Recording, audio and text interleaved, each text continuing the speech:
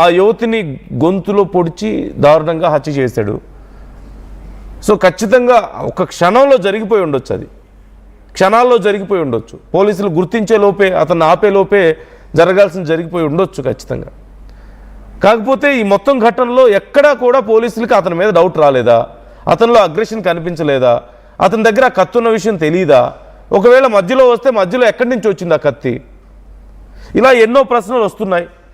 అక్కడి స్థానిక సిఐతో ఈ కేసుని ఇప్పుడు ఎవరైతే డీల్ చేస్తున్నారో ఆ సిఐతో మాట్లాడే ప్రయత్నం చేశాం. శివలింగం ఆయన పేరు. ఆయనకి కాల్ చేసే ప్రయత్నం నేను చేశాను లైవ్లోనే, కాకపోతే ఆయన అందుబాటులోకి రాలేదు. ఒకవేళ ఆయన తిరిగి రెస్పాండ్ అయినా, అందుబాటులోకి వచ్చినా మరిన్ని డీటెయిల్స్ మనం తెలుసుకునే ప్రయత్నం చేద్దాం. ఈ డౌట్స్ అన్ని క్లియర్ చేసుకునే ప్రయత్నం చేద్దాం, ఇప్పుడు ఏం చర్యలు తీసుకుంటున్నారు అనేది.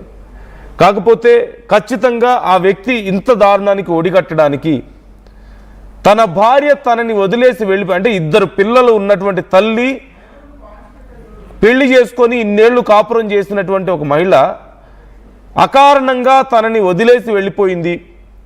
ఇవాళ రేపు సమాజంలో చాలామంది పరువు పోయినట్లుగా భావిస్తారు ఖచ్చితంగా. అంటే ఐఎమ్ సారీ, ఈ కోణంలో నేను మాట్లాడుతున్నందుకు, అంటే I'm not trying to show any sympathy అతని మీద. కాకపోతే this is the reality also. మన సమాజంలో చాలామంది ఏమంటారు, అతన్ని భార్య వదిలేసి వెళ్ళిపోయింది, పెళ్ళాం వదిలేసి వెళ్ళిపోయింది అని చెప్పేసి మాట్లాడతారు.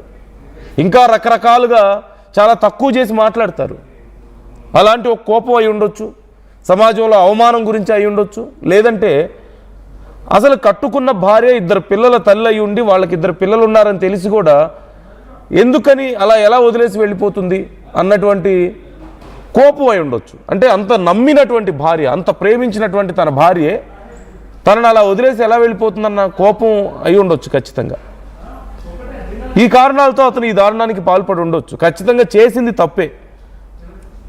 అలా అంత దారుణంగా హత్య చేయడం, ఇలాంటి ఆలోచనలు చేయడం తప్పే. కానీ మనం ఒక్కసారి అతని కోణంలో ఆలోచిస్తే ఇలాంటి కారణాలు కనిపిస్తాయి. కాకపోతే పోలీసులు ముందే ఎందుకు ఇది గమనించలేకపోయారు? And there is a chance of aggression కదా, ఖచ్చితంగా ఛాన్స్ ఉంటుంది. ఏం భార్యని తిడతాడనో కొడతాడనో లేదా ఇంకేదైనా చేసే అవకాశం ఉంది. గతంలో ఇలాంటి ఘటనలు జరిగాయి. అయినా సరే పోలీసులు అతన్ని అక్కడికి తీసుకెళ్లే ముందు చెప్పలేదా, నువ్వేం చేయొద్దు, ఏమనొద్దు, లేదంటే లీగల్ పాసిబిలిటీస్ ఏమున్నాయి, ప్రొసీడింగ్స్ ఏముంటాయి అనేది చెప్పలేదా? అతను ఇంత దారుణానికి పాల్పడతాడని ఊహించలేకపోయారా?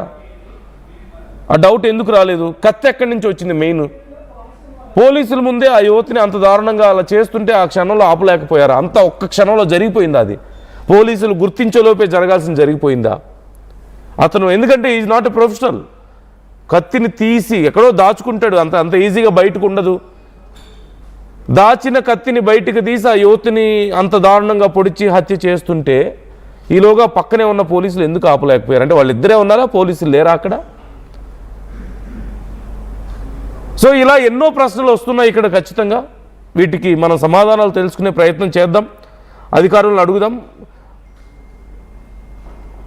మీ అభిప్రాయాలు ఏంటి ఈ అంశానికి సంబంధించి? ఆ వ్యక్తి విషయంలో మీ అభిప్రాయం ఏంటి?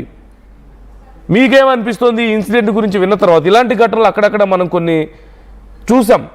అంటే ఆర్టీవీ ఒక ప్రశ్న అడిగింది, అంటే ప్రజలు ఎలా ఆలోచిస్తున్నారనేది తెలుసుకోవడం కోసం ఈ ప్రశ్న అడిగింది. వ్యూవర్స్ ఒపీనియన్స్ ఎలా ఉన్నాయనేది తెలుసుకోవడం కోసం. సిద్ధార్థ రెడ్డి చేసిన పనిని మీరు సమర్థిస్తున్నారా అనే ప్రశ్న అడిగితే 73% మంది అవునని చెప్తున్నారు. సిద్ధార్థ రెడ్డి చేసిన పని 73% మంది సమర్థిస్తున్నారు. 28% మంది మాత్రమే, ఒక 27% మంది మాత్రమే సమర్థించడం లేదు. అంటే అతనికి జరిగిన అన్యాయానికి అతను రియాక్ట్ అయ్యాడు అన్న కోణంలోనే చాలామంది అభిప్రాయపడుతున్నారు. అంటే అతనికి ఆ యువతి అన్యాయం చేసిందని, ఆ యువతి ప్రాణాలు తీయడం కూడా కరెక్టే అని చాలామంది అభిప్రాయపడుతున్నట్లుగా కనపడుతుంది. ఒకవేళ అంటే యాజ్ పర్ లా ఇప్పుడున్నటువంటి పరిస్థితుల్లో పెళ్ళైనటువంటి ఒక మహిళ ఒకవేళ వివాహేతర సంబంధంలో గనక ఉన్నా, అలాంటివి ఏవైనా సంబంధాలు ఉంటే లీగల్గా ఆ యువతితో ఆ మహిళతో మీరు విడాకులు తీసుకోవడానికి అవకాశం ఉందే తప్ప, యాజ్ పర్ లా నేను చెప్తున్నాను, విడాకులు తీసుకోవడానికి అవకాశం ఉందే తప్ప ఆ మహిళని కొట్టడం లాంటివో ఇంకే రకంగా దాడి చేయడమో ప్రాణహాని లాంటివి చేయడం అనేది లీగల్గా తప్పు. This is the law. మనకున్నటువంటి లా ఇదే చెప్తుంది. కాబట్టి అతన్ని ఎమోషనల్ యాంగిల్లో అతన్ని సపోర్ట్ చేస్తున్న వాళ్ళు కొంతమంది లేకపోలేదు. కానీ ప్రాణాలు తీయడం అనేది ఖచ్చితంగా చాలా పెద్ద తప్పు కదా. ఆ యువతి ఏం జరిగిందనేది మనకు తెలియదు. ఆ పవన్ అనే వ్యక్తి ఎవరు, ఎప్పటి నుంచి వాళ్ళకి పరిచయం ఉంది, ఎందుకు వెళ్ళిపోయింది, ఇన్ని రోజుల కాపురం తర్వాత 2 పిల్లలు పుట్టిన తర్వాత కనీసం పిల్లల గురించి కూడా ఆ తల్లి ఎందుకు ఆలోచించలేకపోయింది? ఒకవేళ ఆ తండ్రి ఇప్పుడు ఆ యువతిని ఏం చేసి ఉండకపోతే రేపు ఆ పిల్లలు కాస్త పెద్దవాళ్ళు అయితే మీ అమ్మ ఏదని అడిగితే ఏ సమాధానం చెప్పుకుంటారు? మా తండ్రిని వదిలేసి వెళ్ళిపోయింది, మమ్మల్ని వదిలేసి వెళ్ళిపోయింది ఇంకొకతనితో అని చెప్పుకోగలుగుతారా? ఆ మాత్రం పిల్లల గురించి ఎందుకు ఆలోచించలేకపోయింది? కాపురం బాగానే ఉంది, 2 పిల్లలు పుట్టారు కదా, ఇంకే కారణాలతో వెళ్ళిపోయి ఉండొచ్చు. సో ఖచ్చితంగా ఇలాంటి కేసులకు సంబంధించి మనం ఎవరి తప్పు ఎవరిది రాంగ్ ఆర్ రైట్ మనం డిసైడ్ చేయడం చాలా కష్టమైనటువంటి విషయం. ఖచ్చితంగా లీగల్గా చూస్తే అతను చేసిన తప్పే, ఆ యువతి ప్రాణాలు తీయడం ఖచ్చితంగా తప్పే. కానీ ఇక్కడ వ్యూవర్స్ ఒపీనియన్స్ చూడండి ఎలా ఉన్నాయో. అతను చేసిన పని మీరు సమర్థిస్తారంటే 74% మంది సమర్థిస్తామని చెప్తున్నారు 100లో. So what is your opinion about this? ఇలాంటి ఘటనలు ఇంకా చాలా జరుగుతున్నాయి. ప్రతిరోజు ఎక్కడో ఒక చోట ఆల్రెడీ పిల్లలు ఉండొచ్చు, పెద్దవాళ్ళు అయి ఉండొచ్చు, అలాంటి వాళ్ళు కూడా ఇలా వెళ్ళిపోతున్నారు కనీసం కుటుంబం గురించి ఆలోచించకుండా. మోస్ట్ ఆఫ్ ది కేసెస్లో రీజన్ ఏముంటుంది అంటే not any other financial or ఇంకోటి ఎమోషనల్ మ్యాటర్స్ అనేవి కూడా కాదు. మోస్ట్లీ వివాహేతర సంబంధాలు, ఇంకా పచ్చిగా మాట్లాడాలంటే శారీరక సంబంధాలు. వివాహేతర శారీరక సంబంధాలే ఇక్కడ ప్రధానమైనటువంటి కారణం. వాళ్ళ కోరికలకి వాళ్ళ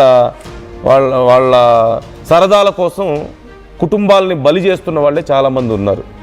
అంటే ఇక్కడ భర్తకి విలువ లేదు, పుట్టిన 2 చిన్న పిల్లలు వాళ్ళకి విలువ లేదు. రేపు ఆ భర్తని పెళ్ళాం వదిలేసి వెళ్ళిపోయిందని చెప్పి బయట చాలామంది చాలా రకాలుగా మాట్లాడతారు. రేపు ఆ పిల్లలు పెద్దోళ్ళు అయితే మీ అమ్మ ఎదురా అంటే ఏం చెప్పుకోగలుగుతారు? ఇలా మా అమ్మ వేరే వాళ్ళతో వెళ్ళిపోయింది, మమ్మల్ని వదిలేసి మా నాన్నని మమ్మల్ని వదిలేసి వెళ్ళిపోయిందని చెప్పుకోగలుగుతారా? ఆ భర్త కోపాన్ని, అందుకు ఇలాంటి కారణాల వల్లే ఇక్కడ చాలామంది ఆ భర్త కోపాన్ని పాజిటివ్ కోణంలోనే చూస్తున్నారు, పాజిటివ్గానే చూస్తున్నారు. అతనికి అలా కోపం రావడం, అలా చేయడం తప్పు లేదన్నట్లుగానే చాలామంది భావిస్తున్నారు ఈ కారణాలతోనే. But law is different.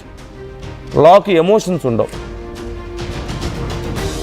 So ఈ ఘటనకు సంబంధించి ఇప్పుడు ఎవరికి ఎలాంటి శిక్ష వేయాలి? ఆ పవన్ అనే వ్యక్తిని ఇంకా పట్టుకునే పనిలో ఉన్నట్లుగా తెలుస్తోంది. ఆ పవన్ కోసం వెతుకుతున్నారు.